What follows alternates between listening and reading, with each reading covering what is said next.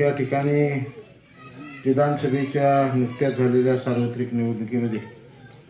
आपल्या सर्वांच्या सहकार्यानं आणि आशीर्वादानं परत ह्या तालुक्याचं प्रतिनिधित्व करायची संधी मिळाली आणि त्यासाठी म्हणून बागवान समाजानं आज माझा जो सत्कार आयोजित केला आहे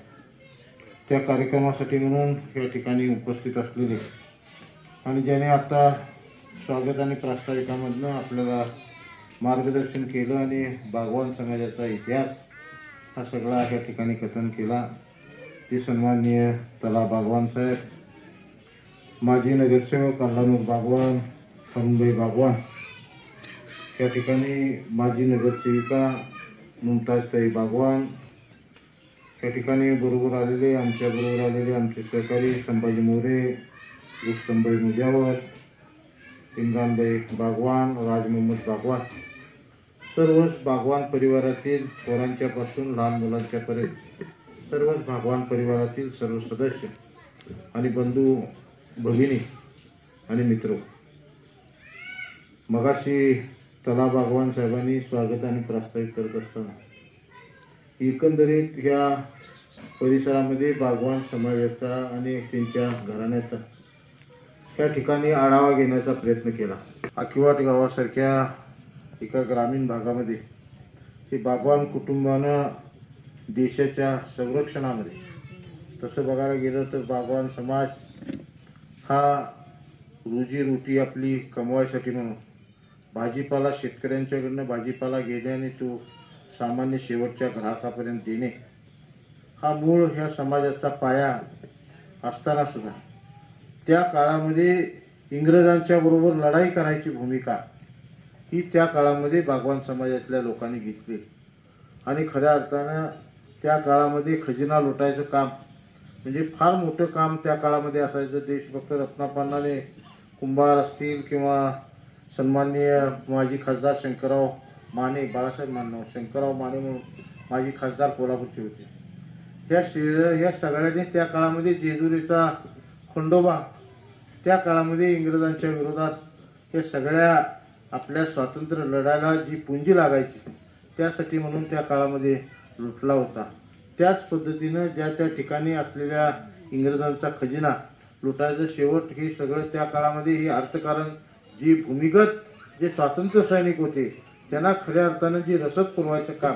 त्या काळामध्ये अतिशय महत्त्वाचं आहे आणि त्या काळामध्ये ते काम त्यांनी त्या काळामध्ये केलं म्हणूनच आज खऱ्या अर्थानं आपण ह्या स्वतंत्र भारतामध्ये ज्या डॉक्टर बाबासाहेब आंबेडकरांनी दिलेल्या घटने आणि संविधानाच्या माध्यमातून आज आपण जीवन व्यतीत करतो की खऱ्या अर्थानं त्या लोकांचा त्याग त्या काळामध्ये केलेलं धाडस आणि त्याग हे खऱ्या अर्थानं त्यातलं महत्त्वाचं आहे आणि ते आज ऐकायला मिळालं त्याबद्दल मी तला बागवानांचं मनापासून या ठिकाणी आभार मानतो, त्यांना मनापासून त्या ठिकाणी धन्यवाद देतो। आपल्या समाजकार्याची परंपरा आपल्या घराण्याची आहे, तीच परंपरा सगळ्या बागवान कुटुंबातल्या सगळ्याच परिवारातल्या सदस्यांनी भविष्य काळामध्ये सुद्धा चालू ठेवण्याचा प्रयत्न त्यांच्या नंतर सुद्धाच्या काळामध्ये आज ठेवण्याचा प्रयत्न केला। आज बंधूंनो अनेक समाजातल्या त्या ठिकाणी सांगितलं, जयसिंगपूर मगाशी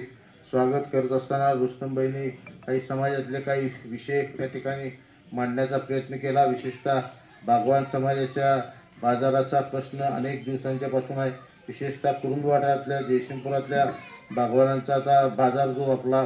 कायमचा जो बाजार भरतो रोजचा बाजार त्या रोजच्या बाजारचं बऱ्यापैकी आता व्यवस्थित तिथं सुटसुटीत झालं आहे। कुरुंदवाडचा जो बाजार आहे त्या बाजारामध्ये अनेक सुधारणा करण्याची गरज आहे। मध्यंतरी सुद्धा मी 2-3 महिन्यापूर्वी सुद्धा तिथं जाऊन आलो आहे, अनेक सुधारणा त्या ठिकाणी सुद्धा करण्याची गरज आहे। येणाऱ्या काळामध्ये त्याला सुद्धा कशा पद्धतीनं चालना देता येईल ते सुद्धा बघण्याचं आपण काम करूया। त्याचबरोबर जे आपल्या सगळ्या गावातल्या सगळ्या ग्रामीण भागातला जो शेतकऱ्यांचा जो शेतीमाल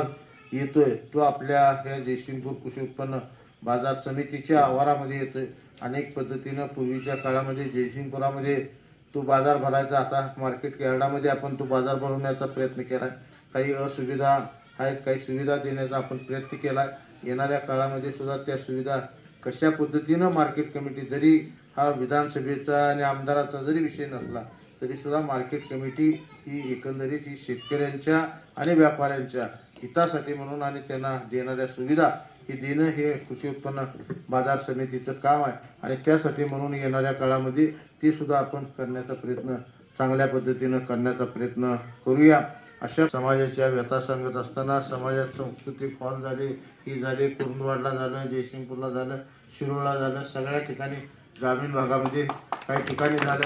पण हे सगळं होत असताना हे हॉल होतील, बाकीच्या सगळ्या सुविधा येऊ. पण मगाशी मी आता उदगावमध्ये ह्या ठिकाणी मनोगत व्यक्त करत असताना उदगावमध्ये सुद्धा समस्त मुस्लिम समाजाच्या वतीनं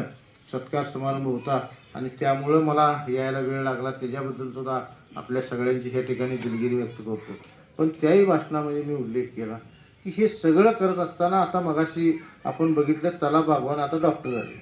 म्हणजे काही लोक आपल्यातली एका दुसरा आपला पारंपरिक व्यवसाय सोडून आता हे किती दिवस आपण शेती माल घेऊन आता किती दिवस बाजारात बसायचं आणि ती विक्री करून किती दिवस आपली घराण्याची गुजराण करायची, त्याला सुद्धा आता काही मर्यादा आहे. किमान आता तुम्ही म्हणून आमच्या पुढच्या पिढीनं बी तेच करावं आणि त्यानं केला म्हणून त्याच्या पुढच्या पिढीनं सुद्धा तेच करावं, हे आता कुठंतरी